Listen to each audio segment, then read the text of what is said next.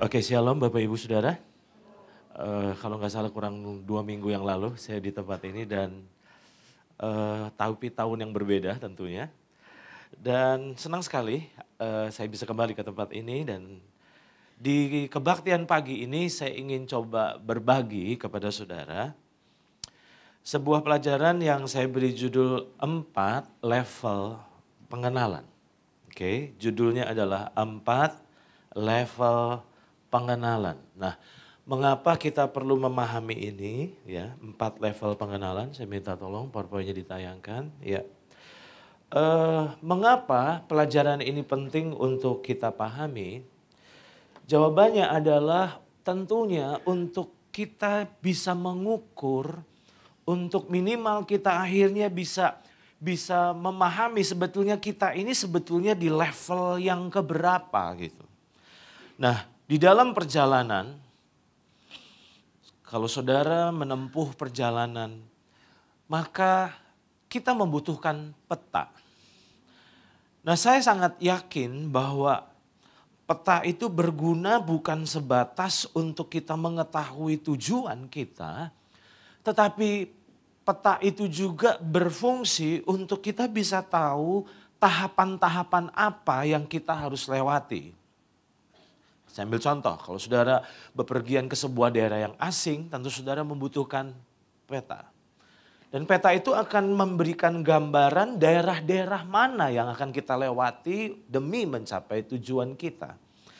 Nah, saya berharap bahwa pelajaran pagi ini akan menjadi peta bagi saudara untuk saudara bisa memahami perjalanan kekristenan kita. Nah, sebelum saya tunjukkan beberapa ayat, saya sangat meyakini bahwa setiap orang percaya itu pasti memiliki kerinduan untuk bertumbuh. Setuju saudara? Saya meyakini bahwa setiap orang percaya tanpa terkecuali sebenarnya memiliki kerinduan untuk bertumbuh. Nah, yang menjadi masalahnya adalah ini. Menurut Bapak Ibu, kira-kira apa sebetulnya parameter dari pertumbuhan kerohanian yang tepat?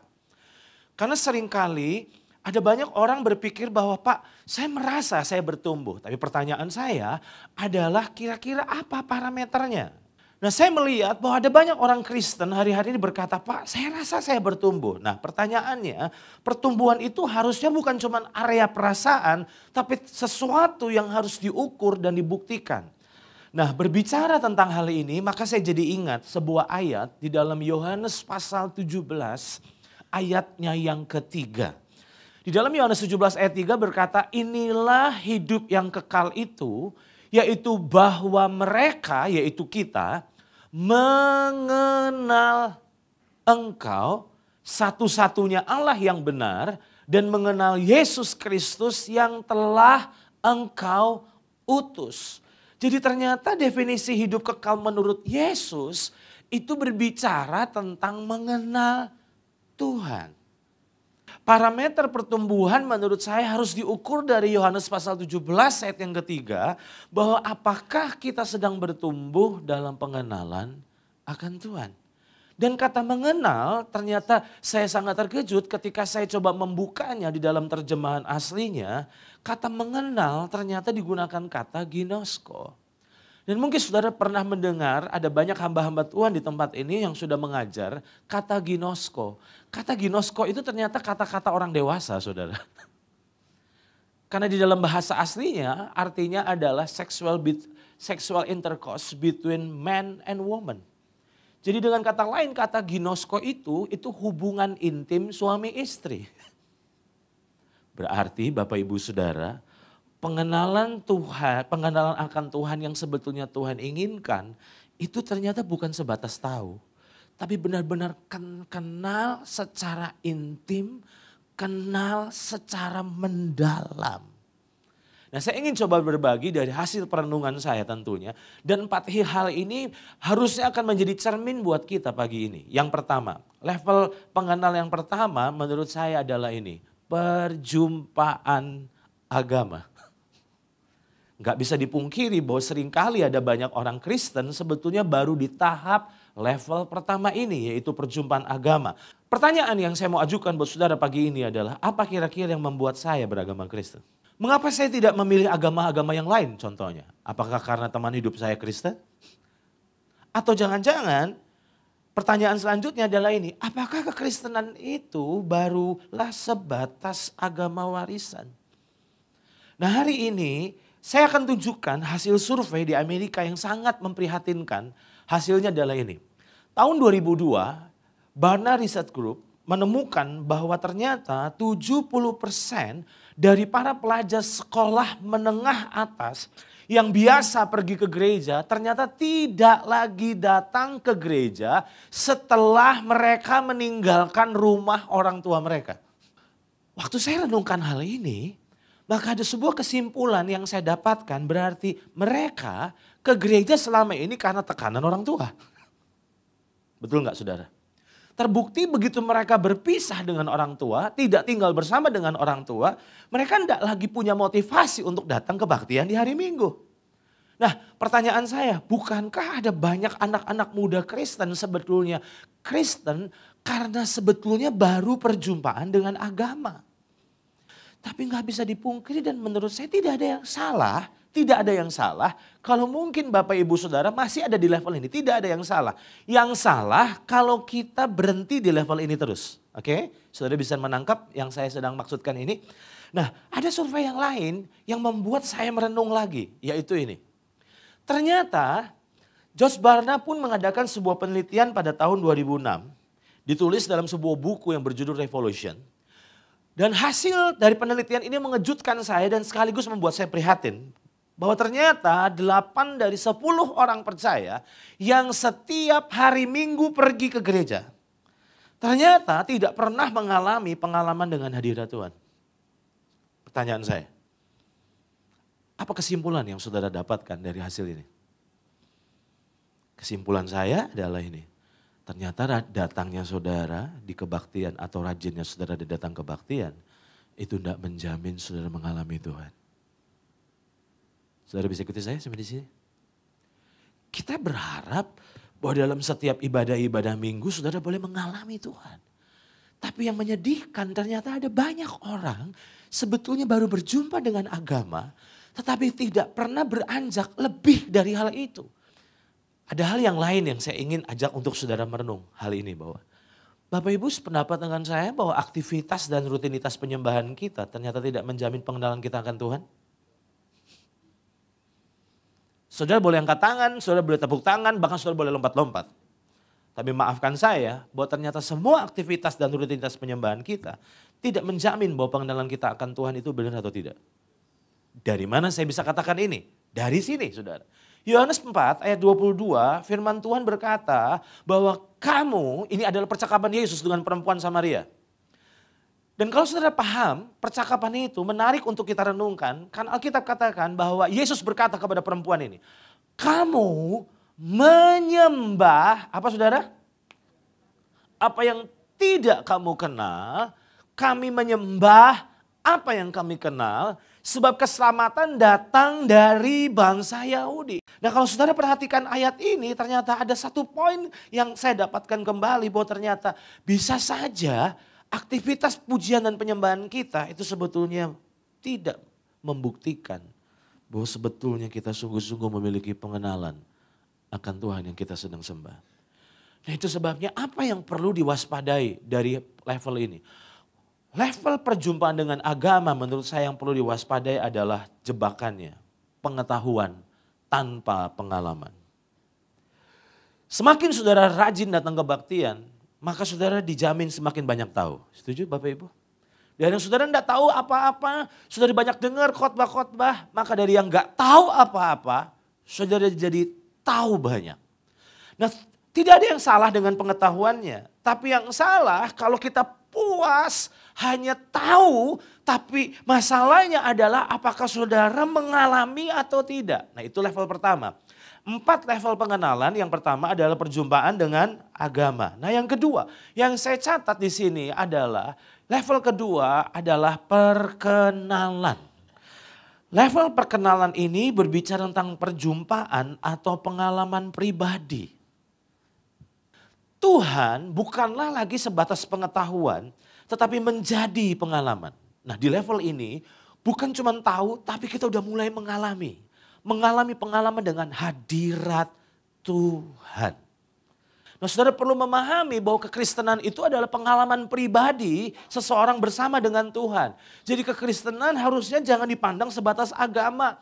Tapi kekristenan haruslah dipandang sebagai pengalaman pribadi. Nah, saya tidak tahu apakah saudara sudah memasuki level kedua ini atau tidak. Mungkin ini kita temukan, kita alami ketika kita ikut retreat, kita ikut kebaktian, atau mungkin di kamar doa kita ketika kita saat teduh. Atau mungkin terjadi dimanapun yang gak mungkin kita duga. Ambil contoh ketika kita sedang mengendarai kendaraan. Di tengah kemacetan Jakarta tiba-tiba ada satu pribadi yang mulai menjumpai kita.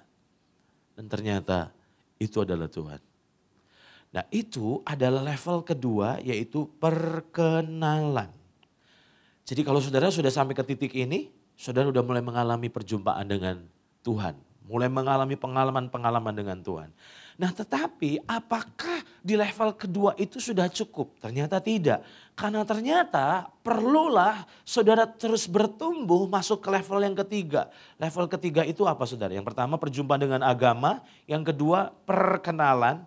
Yang ketiga menurut saya adalah pengenalan. Kira-kira beda nggak ya, saudara? Perkenalan dan pengenalan.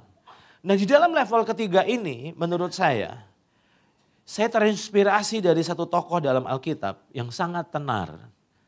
Orang itu bernama Salomo. Apa yang kita bisa pelajari dari Salomo? Ternyata Salomo adalah orang yang pernah mengalami Tuhan 2 kali, saudara. Mengalami perjumpaan, didatangi oleh Tuhan. Dan saudara bisa melihat di dalam Alkitab bahwa Tuhan menjumpainya.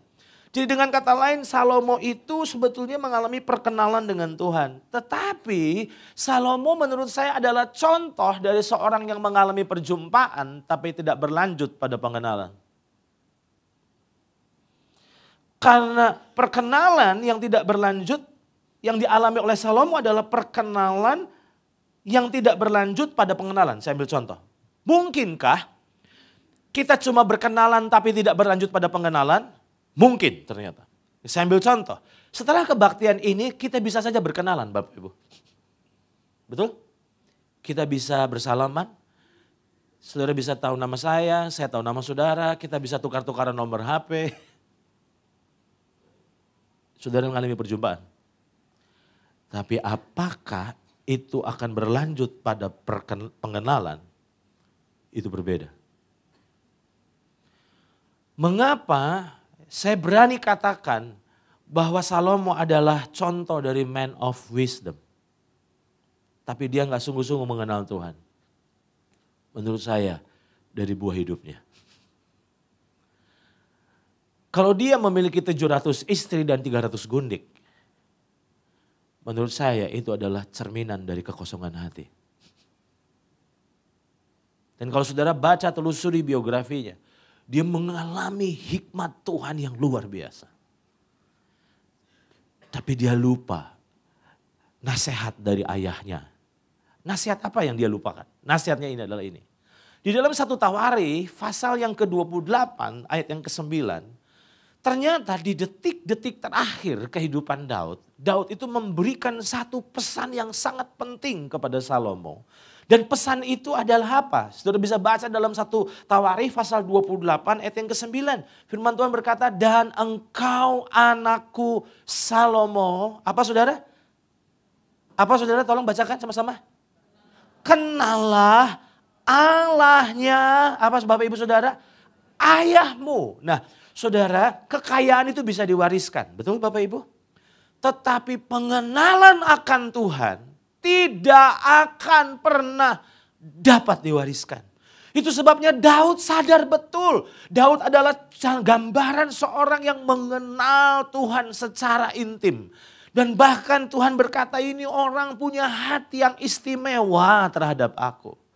Dan Daud telah mengalami manfaat dari pengenalan itu. Itu sebabnya selain dia mewariskan kekayaan kepada anaknya, dia mewariskan satu pesan penting. Tetapi sangat disayangkan Salomo gagal memahaminya. Daud bilang, kenallah Allahnya ayahmu. Bapak Ibu Saudara yang dikasihi Tuhan. Bisa saja kita pernah mengalami Tuhan di masa lalu. Tapi pengenalan akan Tuhan itu harusnya bersifat progresif. Bapak Ibu setuju dengan saya? Di dalam Filipi pasal 3 ayat yang ke-10, ini adalah cetusan hati dari Paulus berkata, yang ku kehendaki ialah, apa Bapak Ibu Saudara? Mengenal dia. Dan kata mengenal dia di dalam terjemahan Amplified Bible digunakan kata pengalaman. Dan kalau saya terjemahkan dalam Amplified Bible dalam terjemahan bahasa Indonesia adalah secara utuh, secara komplit. Nah, apa yang saya mau katakan kepada Bapak Ibu, mungkin kita baru di level agama. Jangan berhenti sampai di situ. Saudara harus rindukan mengalami pengalaman perjumpaan dengan Tuhan. Oke? Tetapi setelah saudara mengalami pengalaman perjumpaan dengan Tuhan, apakah puas sampai di situ? Tidak. Karena ada banyak orang yang pernah mengalami perjumpaan dengan Tuhan, tapi tidak pernah berlanjut pada pengenalan pribadi akan Tuhan. Nah, sekarang sebelum saya masuk ke poin yang keempat, perhatikan ini Bapak Ibu. Harga bayar dari pengenalan ternyata adalah konsistensi membangun hubungan dengan Tuhan. Bukan demi memperoleh pertolongannya, tapi demi bertumbuhnya pengenalan. Nah, maafkan saya karena ada banyak orang Kristen hubungan dengan Tuhan cuma sebatas kebutuhan. Kita datang kepada Tuhan dalam doa-doa kita karena ternyata itu semua didrive oleh apa? Karena kita butuh mujizat. Karena kita butuh anugerahnya, kita butuh pertolongannya. Tetapi pertanyaan saya adalah apakah saudara mulai mengalami pertumbuhan kerinduan untuk semakin mengenalnya? Level keempat. Setelah yang pertama level perjumpaan dengan agama, yang kedua adalah perkenalan, yang level ketiga adalah pengenalan, yang keempat menurut saya yang tertinggi adalah persahabatan. Karena di level persahabatan ini udah bicara tentang area perasaan Bapak Ibu. Kepada siapa Bapak Ibu akan menceritakan berbagi perasaan saudara? Apa kepada sembarang orang yang saudara pertama kali jumpai? Tentu tidak. Sebuah hubungan yang dibangun dari konsistensi dari hari ke hari. Dari situ kepercayaan mulai terbangun. Dan dari situ perasaan mulai dibagi. Nah, ayatnya di mana? Lihat ini saudara.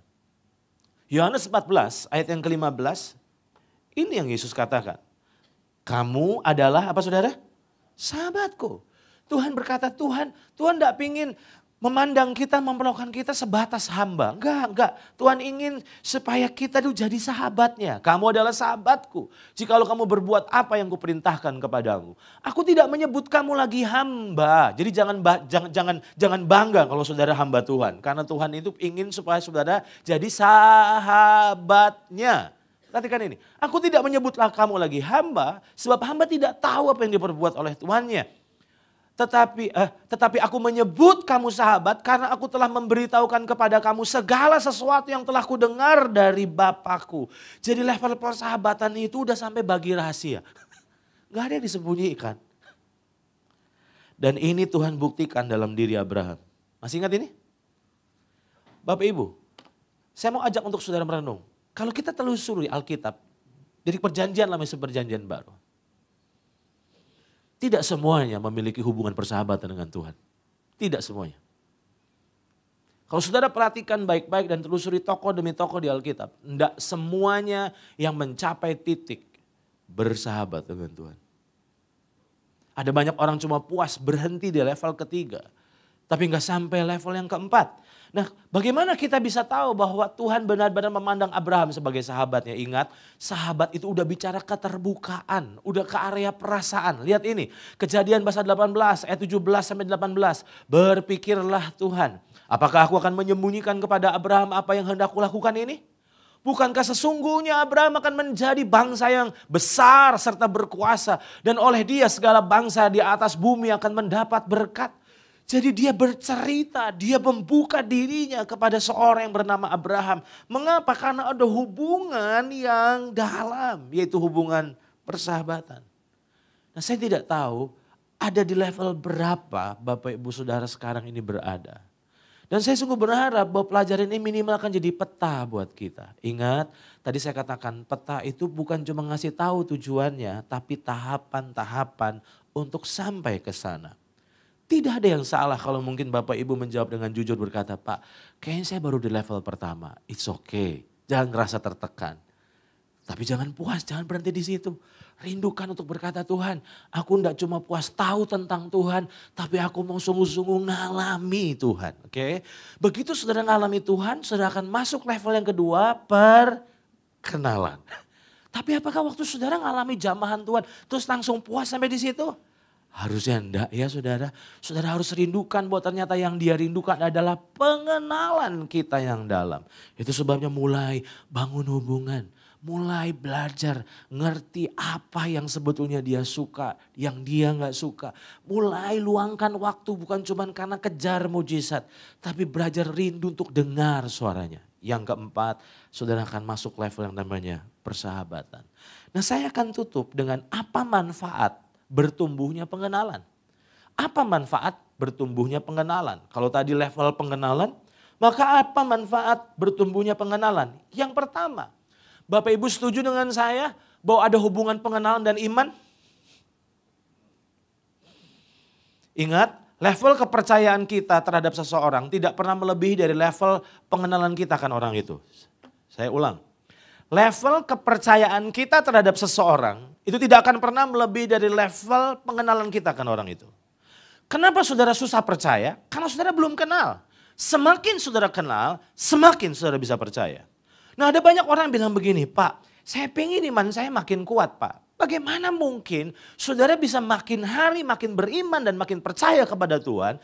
Tapi saudara tidak mau makin kenal pribadi Tuhan. Mustahil. Tapi di saat saudara mulai belajar untuk bertumbuh dalam pengenalan pribadi. Maka sebenarnya tanpa sadar saudara sedang bertumbuh dalam kepercayaan saudara terhadap Tuhan. Itu yang pertama. Yang kedua saya catat ternyata hubungan pengenalan dan iman. Yang kedua ternyata ada hubungan pengenalan dan kasih. Ya, pengenalan dan kasih. Apa bedanya iman dan kasih? Saudara setuju dengan saya bahwa semakin saudara mengenal Tuhan, maka saudara semakin mengenal kebaikan Tuhan. Dan semakin saudara mengenal kebaikan Tuhan, maka saudara saya berani jamin 100%. Maka semakin saudara mencintai Tuhan. Apa bedanya sama orang? Semakin kita mengenal seseorang, semakin kita akan mengetahui kekurangan-kekurangannya. Tapi semakin kita mengenal Tuhan, semakin kita mengenal kelebihan-kelebihannya. Saudara pernah memuja seseorang? Wah, mengidolakan luar biasa. Coba kenali. Begitu saudara kenal, bergaul sungguh-sungguh. Wah saudara bilang gini, ya ampun, ya ampun, ya ampun. Karena ternyata, ya ampun, ternyata orangnya gini, ternyata orangnya gini, ternyata orangnya gini. Tapi yang luar biasa dengan Tuhan, semakin saudara mengenal Tuhan, semakin saudara mengagumi Tuhan, semakin saudara mencintai Tuhan. Amin saudara. Yang ketiga yang terakhir, saya minta pemain musik bisa tolong. Yang ketiga adalah ini. Ternyata ada hubungan pengenalan dan kekuatan. Dari mana saya bisa dapatkan hal ini? Di dalam Daniel pasal 11 ayat yang ke-32. Perhatikan Daniel pasal 11 ayat yang ke-32. Daniel 11 ayat 32 berkata, dan orang-orang yang berlaku fasik terhadap perjanjian akan dibujuknya sampai murtad dengan kata-kata licin. Tetapi umat yang, apa Bapak Ibu Saudara? Umat apa saudara? Yang mengenal. Kata mengenal ini ternyata diterjemahkan to know by experience. Umat yang mengenal Allahnya, apa saudara Alkitab bilang akan tetap kuat dan bertindak. Apa poin yang saya mau sampaikan lewat ayat ini? Ada banyak orang enggak tetap kuat Pak, kadang kuat, kadang enggak. Tapi ada kabar baik, semakin Bapak Ibu bertumbuh dalam pengenalan Tuhan, iman semakin bertumbuh, kasih semakin bertumbuh, kekuatan semakin bertumbuh. Saya berdoa tahun 2019 ini menjadi tahun bertumbuhnya pengenalan pribadi kita akan Tuhan. Tuhan Yesus memberkati saudara, mari kita bangkit.